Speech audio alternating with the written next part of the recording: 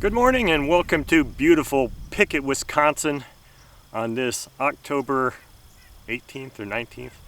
Fall is in full session here. We got colors going around, temperatures are dropping, but yet it's a beautiful day to run an engine. And the engine I've got on the stand today is a brand new engine, not my engine. It's a new customer's engine. It's Victor, this is your engine. It's a Saito FA-100T engine. Now Victor sent this engine to me so that I could give it a quick initial inspection and do some break-in runs, which is what I'm planning on doing. So it came with glow plugs installed, and I'm pretty sure they're Saito plugs, but I didn't pull them out to check, so I'm not certain what the plugs are.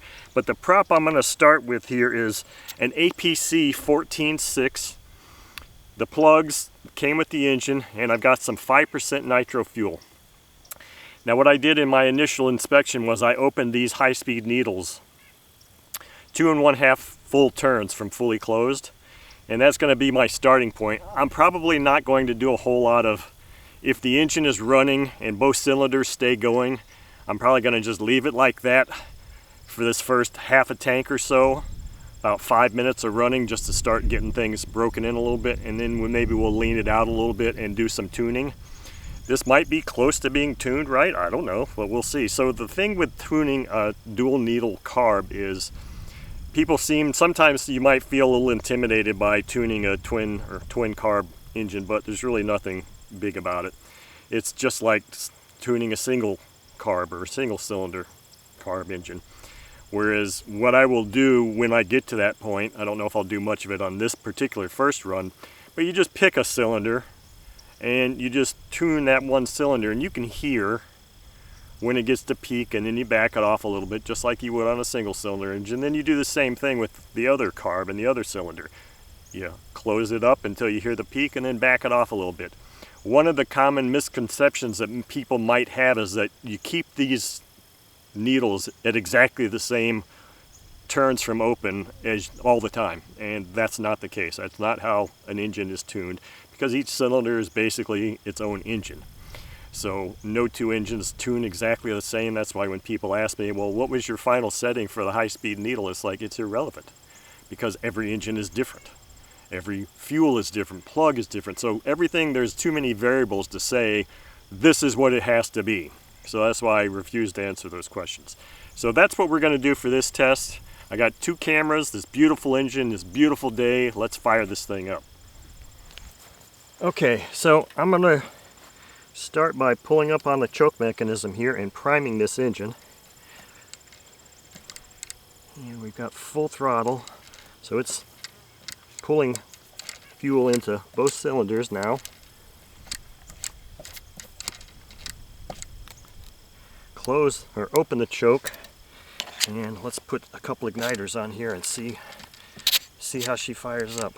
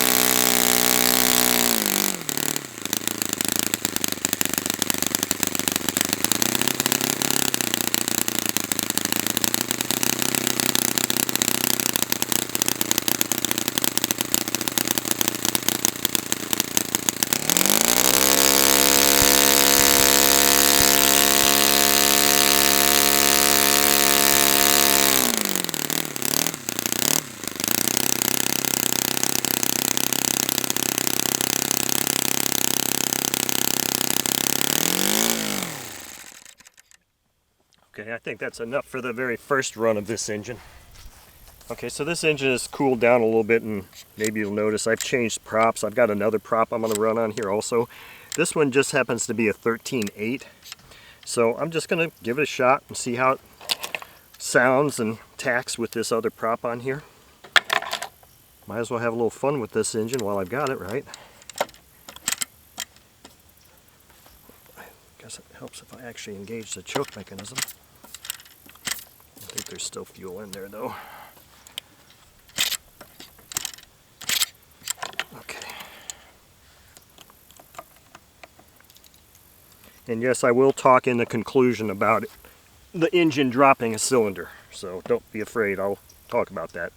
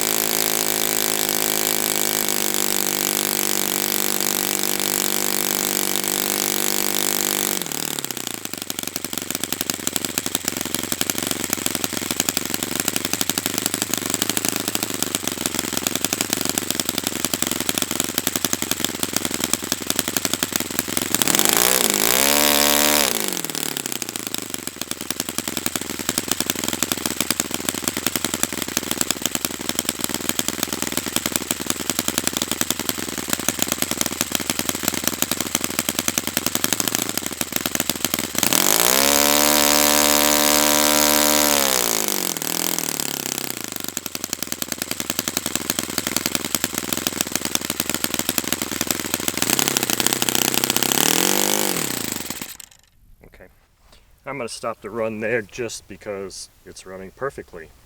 Okay, so let's run a little bit more fuel through this engine one last time. I haven't let it cool down much. I don't really think that it is necessary.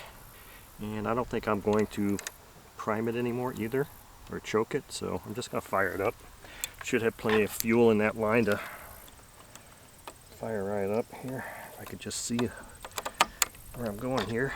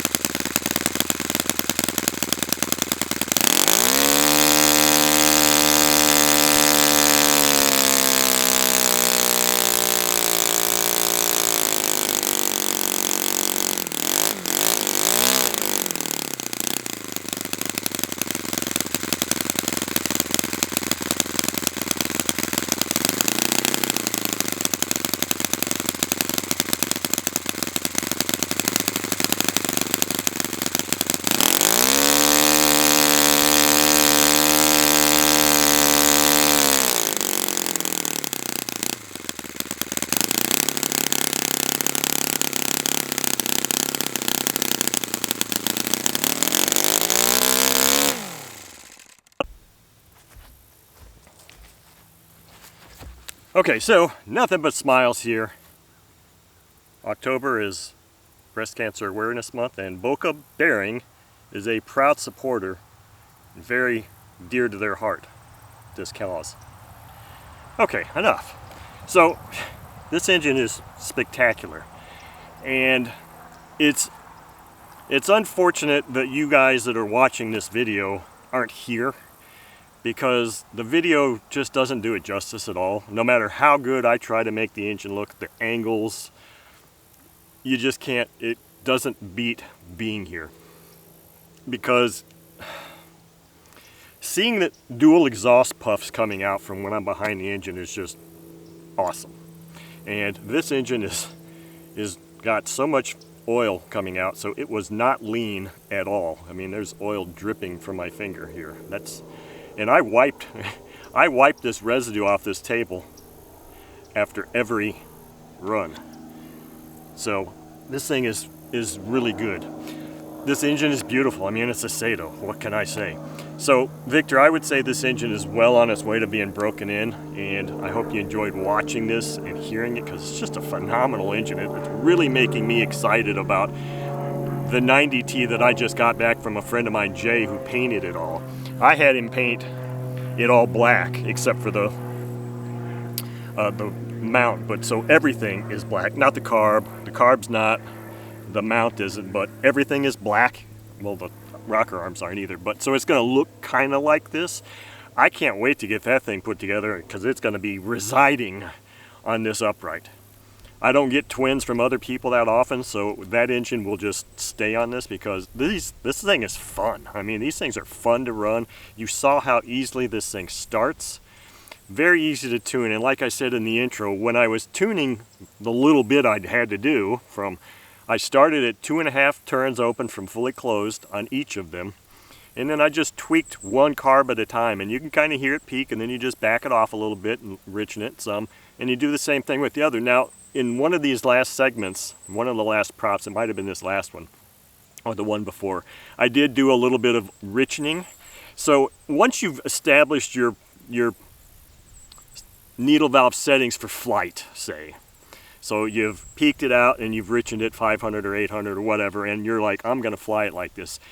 At that point, anytime you make an adjustment, and both cylinders are running while everything is running great, at that point, anytime you make adjustments, you do want to make adjustments to each one at the same amount. So this one here, I tuned first, I richened it 2 clicks first, and then I went over here and immediately did 2 clicks here, because once you've established the settings where they're running, then subsequent adjustments, whether it's leaning or richening, you want to do the same amount. So that's where you start counting clicks. Now that doesn't mean that each one of these will be exactly turned out from fully closed the same, because that's not the way it works, but you want to at least maintain that balance of where it was. So, and to address the issue of several times at really low idle, this cylinder was the one that would want to drop out, and it dropped out, I don't know, 3-4 times. I put the glow on there and it'd fire back up. So you can hear that, and then you can also feel it, because you'd also see me sticking my fingers under here. And I always do that just because that's what I do with a twin, just to make sure I'm feeling that it's, because some engines is a little bit more difficult to hear when a cylinder drops out. This one wasn't, but I wanted to know which one it was. So you feel, and if you feel cold, exhaust, no heat coming out, well, there's your cylinder that dropped. So in this instance, it was always this one, and you may say, well, what's the deal with that? Well, what the deal is that it just happens sometimes at low speed, and even for an engine that's fully broken in. Because the last time I was really flying heavily in Florida, I had, like I said, a Value Hobby Easy Stick, and I had a 90T on it. I think I might have started with an 80T, and then I got a 90T and put it on there. And those were well broken in engines, and I would still periodically think I could go idle a little bit lower than it wanted to idle, and one cylinder would drop out. In fact, it happened in flight many times. I'd be up there, I'd cut it way back, and I could hear a cylinder drop out. Fortunately, every time that happened, throttling back up, it would come back on. It doesn't always work that way on the bench, or it might not always work that way in the plane either. I was fortunate where it would always, you could always hear it come, you could hear it come back on. So I would say that it's not a bad idea to get a glow igniter, or one of those glow igniters that at low throttle. I don't remember, I'm losing the thought of what it's called. Anyway, onboard glow system to make sure that it keeps, you know, the plugs hot at low idle. You'll completely eliminate that issue, that chance of that happening. But it's not something that's, you know, just this engine. I've seen it with many Saito single crank twins. It just is one of those things. It's all a matter of how it's set, the high speed, low speed. And you see, I didn't adjust the air bleeds at all. They were fine. So I never touched the air bleed from the stock setting. So, I mean, you can try and tweak that out, or you can just put an onboard glow system on there and just eliminate that from ever happening. But, I mean, this engine is just phenomenal. It's just absolutely spectacular. And this one's going to be tough to, at least I've got my 90T I can put on here, but I was going to say this one's going to be tough to just pack up and send back, Victor. But, man, I hope you have lots of fun with this engine because it's just spectacular. It's beautiful. So, thank you all for watching.